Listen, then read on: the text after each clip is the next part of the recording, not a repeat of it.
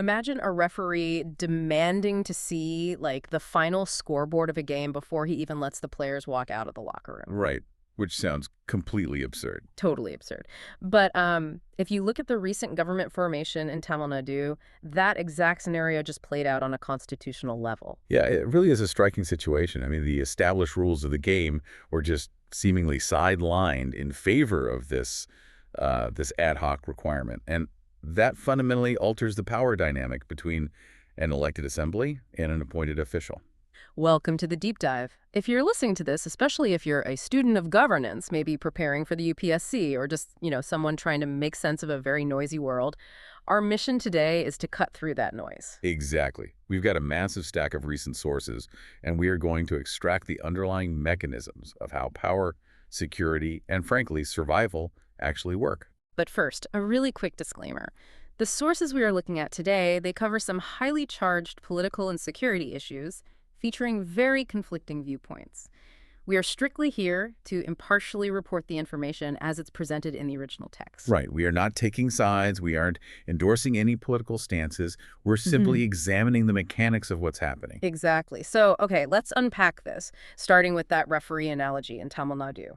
So to really understand the friction there, we have to look at the math. We're witnessing a historic shift in a political landscape that has been largely bipolar since 1967. Right. Actor C. Joseph Vijay, leading the TVK, has just been sworn in as chief minister to form the state's first coalition government. But the thing is, the TVK didn't win an outright majority. They secured 108 seats, which is 10 seats short of the 118-seat majority mark. Right. So to bridge the gap, they got outside support from allied parties. That's the Congress, CPI, VCK, and IUML, bringing their total to 121. Which should be enough. Right. And once in power, Vijay immediately signed files for, 200 units of free power and set up elite police forces. There's an anti-narcotic task force and the Singapen for women's safety. But the real controversy, the part we need to talk about, is what Governor Rajendra Vishwanath Arlekar did before Vijay could even take the oath. Yeah, this is the constitutional friction. The governor demanded signed letters from all 118 MLAs proving the majority before administering the oath. Wow. And then he ordered a floor test to take place within an incredibly tight 72-hour window. Which, on its face might just look like a governor being overly cautious, right? But from a constitutional law perspective, a 72-hour window actually encourages the exact kind of horse trading and panic that the system is literally designed to prevent. Exactly. The constitutional mechanics here are what really matter. Under Article 174-34-31, the governor appoints the chief minister.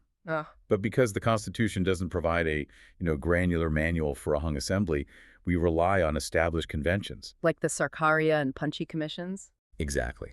Their guidelines state that if there is no pre-poll alliance with a majority, the governor should invite the single largest party that stakes a claim with outside support. Which was clearly TVK. And the Supreme Court has already settled how that support should be verified.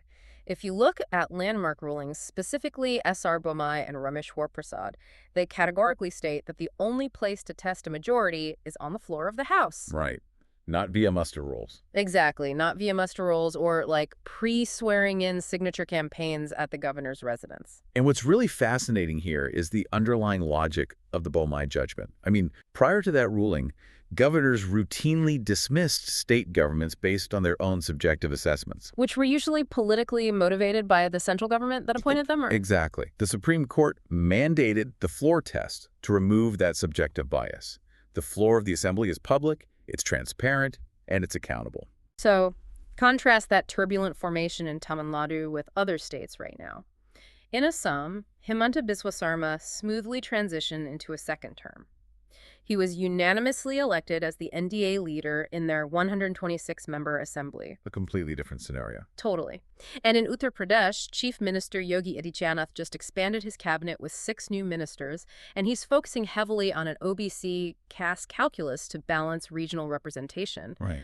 Meanwhile, down in Kerala, the Congress High Command is deeply embedded in mediating between V.D. Sathisen and Ramesh Chinnathala over leadership. And Prime Minister Modi actually used that exact contrast recently in a speech in Bengaluru.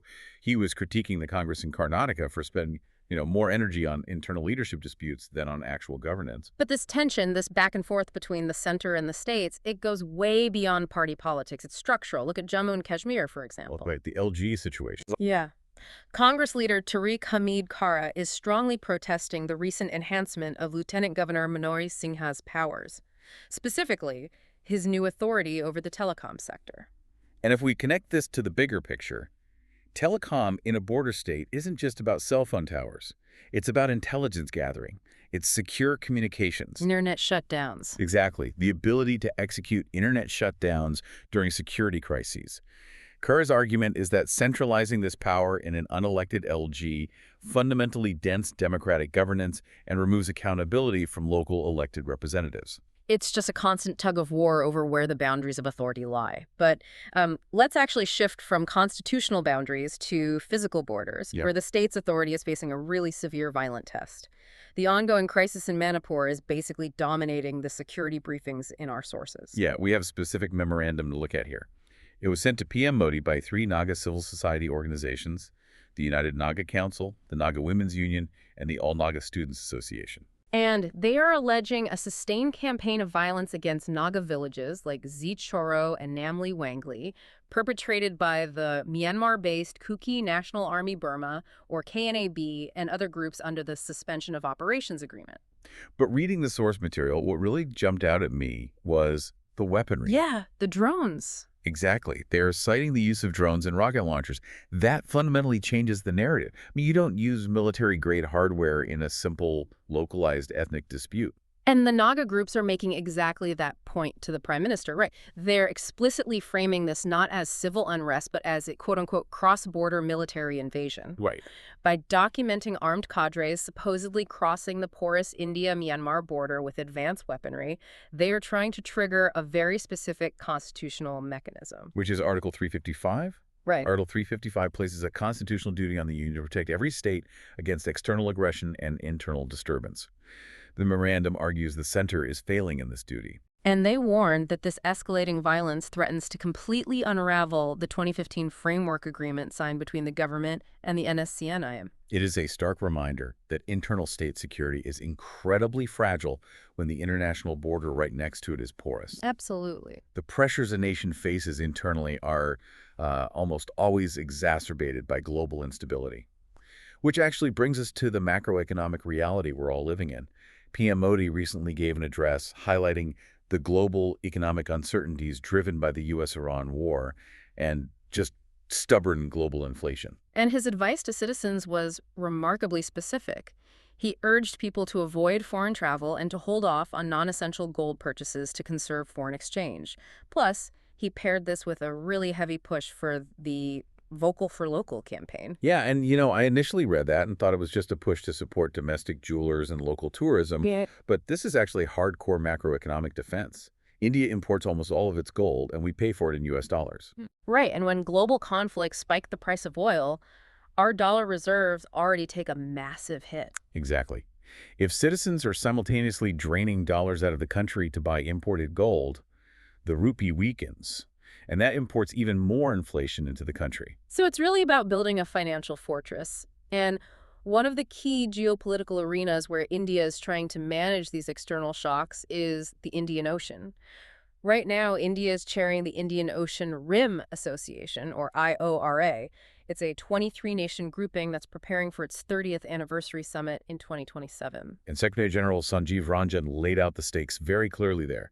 With the ongoing violence in West Asia and blockades in the Red Sea and the Strait of Hormuz, maritime security is just the primordial concern. Because any disruption there immediately impacts energy and food security, which directly feeds that inflation cycle PM Modi was warning about. Exactly. But what I find so brilliant about IORA's institutional design is its strict charter. It purposefully excludes bilateral disputes. Yeah, that structural rule is the entire reason the organization functions at all. It's also the reason Pakistan is not a member. Oh, really? Yeah.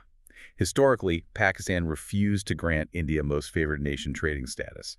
That violated IORA's core requirement of equal, non-discriminatory treatment among members. So by keeping bilateral friction completely out of the room, IORA can focus entirely on managing the regional commons. Ensuring maritime safety, coordinating disaster risk management, developing the blue economy. So while IORA manages the macro geopolitics of the ocean, India is also radically rewriting how it secures its actual defense hardware. Let's look at this new India-South Korea initiative, K-INDX, which was launched during the 2026 summit between PM Modi and President Lee Jae-myung. Right, the Korea-India Defense Accelerator. This builds on a very successful history of defense cooperation, most notably the K-9 Vajra-T self-propelled artillery system. The one co-produced by India's L&T and South Korea's Hanwha Aerospace? Exactly. If you're tracking India's strategic shifts, you really cannot ignore this. Yeah. K-INDX isn't just a standard trade agreement. No, it operates much more like a Silicon Valley incubator, right? Yeah. But specifically tailored for national defense and dual-use deep tech. Yeah. Led by South Korea's DAPA and India's Defense Innovation Organization, it connects startups, universities, and defense contractors from both countries. And the key term there is definitely dual use. It represents a major shift from just being a customer to being a co-creator. India doesn't just want to buy tanks anymore. Right. It wants to co-develop artificial intelligence for military logistics, autonomous weapon systems, space-based intelligence. Because an AI model that optimizes civilian supply chains can be easily adapted to manage military deployment. Exactly. K-INDX is designed to accelerate that exact kind of technological transfer. And we are seeing aggressive diplomatic and economic moves on other fronts, too. External Affairs Minister S. Jaishankar just visited Trinidad and Tobago, signing 8 MOUs. The standout there is this deeply historical archival agreement designed to help the Indian diaspora trace their Gurmitier roots. Right. The descendants of indentured laborers brought there, 180 years ago? Yep, 180 years ago. It's a really powerful use of historical memory to cement modern diplomatic alliances. And domestically, the private sector seems to be responding to these global pushes. The CII reported a 67% growth in private sector capital expenditure in September 2025. Wow, 67%. Yeah, and they're calling for front-loaded investments moving into FY27. States are jumping on this too. Andhra Pradesh is aggressively pushing its export competitiveness, highlighting everything from active pharmaceutical ingredients manufactured by heterodrugs all the way to solid rocket propellants from premier explosives. It's just a massive push for expansion everywhere you look. But here's the catch. Every single factory built, every new agricultural plot cleared for exports, it requires physical space. It does. And that brings us to the final and perhaps most urgent segment of our deep dive. We've talked about the legal boundaries of a constitution and the maritime boundaries of global trade. Now we need to look at the collapsing boundary between human civilization and the natural world. Yeah. The data coming out of Karnataka regarding the man-animal conflict is just harrowing. Over the last 5 years, the state has recorded 259 deaths due to animal attacks. The sources detail some really specific, awful tragedies. In Tobago, a 17-year-old girl named Pooja was killed by a wild elephant just 100 meters from her home. It's terrible. And in Assam, a 65-year-old farmer, Raja Shetty, was trampled on his way to his fields. The state government has acknowledged the crisis, allocating 1,500 crore rupees for mitigation over the next 5 years. Forest Minister Eshwar Kundre has even proposed creating a massive elephant reserve called Anandama to relocate about 300 wild elephants currently roaming outside forest areas. Conservation experts, however, are heavily scrutinizing this plan. Senior scientist Sanjay Gubi explicitly warns against these kinds of indiscriminate translocation efforts. And it totally makes sense when you think about the biology of an elephant. Building a massive reserve and airlifting 300 elephants into it treats the symptom, not the disease. Right. Elephants possess incredible spatial memory. If you dart an elephant and move it 200 kilometers away, it doesn't just, settle into its new home. It will literally attempt to walk back to its original territory, traversing unfamiliar landscapes, destroying fences, crossing highways. Which actually increases the rate of conflict. Exactly. The mechanism driving this conflict is a combination of push and pull factors. Right. The push is severe habitat loss and the fragmentation of traditional migratory corridors due to infrastructure projects. Right. The pull factor is agriculture. Farmers are planting high-calorie crops like paddy and bananas right on the periphery of fragmented forests. So we are systematically destroying their pantry and then putting an all-you-can-eat buffet right in our own living room, and then we act surprised when they show up to eat. That's a great way to put it. Gubby points out that until we address the core drivers, restoring contiguous habitats and maintaining natural prey bases. Measures like solar fencing or simply removing invasive species like lantana are largely ineffective band-aids. And this clash between massive infrastructure development and ecological survival, it's happening everywhere. Look at the Great Nicobar Island Development Project. Oh, yeah. Congress leader Jerem Ramesh is actively contesting its ecological clearance. He is demanding that the National Green Tribunal's high-powered committee report be made public, basically arguing that the environmental assessments completely failed to account for the true ecological cost of the port and township development. Which raises an incredibly important question. What happens when we simply pave over the ecology to prioritize development? The consequences aren't just abstract environmental metrics, they physically threaten human survivability. Right. Delhi's urban heat island crisis is a prime example of this. The mechanics of that crisis are genuinely terrifying. The massive influx of concrete absorbs solar radiation all day. Because the green cover has been stripped away, there is no natural evapotranspiration to cool the air. It just bakes. Yeah, and at night, when the city should cool down, that concrete radiates the heat back out, while millions of air conditioning units pump hot exhaust directly into the narrow streets. It creates this localized thermal dome. It's a completely destructive feedback loop. However, the sources do highlight some innovations attempting to bridge this gap between human needs and ecological limits. Like what? Well, the Indian Biogas Association recently released a white paper advocating for the blending of fermented organic manure, or FOM, with chemical fertilizers. Oh, wait, this connects perfectly to PM Modi's earlier warning about imports, doesn't it? It absolutely does. Excessive chemical fertilizers are degrading soil health rapidly, and India imports a massive amount of these chemicals, again, draining foreign exchange. By blending FOM, which is essentially recycled organic waste from biogas plants, farmers can cut input costs, slowly restore the microbial health of the soil, and reduce the national import burden. It's an attempt to create a closed, sustainable loop rather than a purely extractive one. So when we step back and look at the entire stack of sources today, the unifying thread is really this desperate search for balance. Absolutely. We watched a governor try to balance strict constitutional conventions against messy political realities in Tamil Nadu. We saw diplomats trying to balance open trade with maritime security in the Indian Ocean via IORA. And we see farmers and conservationists in Karnataka trying to balance economic survival with the sheer physical presence of wild elephants. And if you're preparing to tackle these topics, whether in an exam or in a boardroom, you have to adopt a systems-level mindset. You simply cannot isolate a geopolitical headline from a local economic reality anymore. Right, it's all connected. A disruption in the Red Sea spikes global fuel prices, which forces the Indian government to push domestic manufacturing, which accelerates land acquisition, which fragments a forest corridor, which eventually forces a herd of elephants into a coffee plantation in Tobago. The boundaries we draw on a map, whether they separate states, nations, or forests, they're entirely artificial. The systems themselves are deeply intrinsically linked. I think the most crucial takeaway from our sources today is exactly that tension between the artificial and the natural.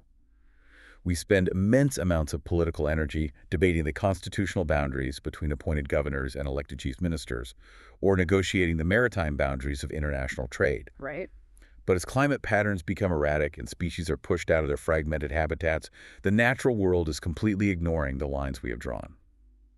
So as you go about your week, consider this. Are our modern legal and political frameworks genuinely equipped to govern a physical world that refuses to obey our borders? That is a phenomenal question, and one we will all be forced to answer sooner rather than later. Thank you so much for joining us on this deep dive. Keep questioning the mechanics behind the headlines, and we will catch you next time.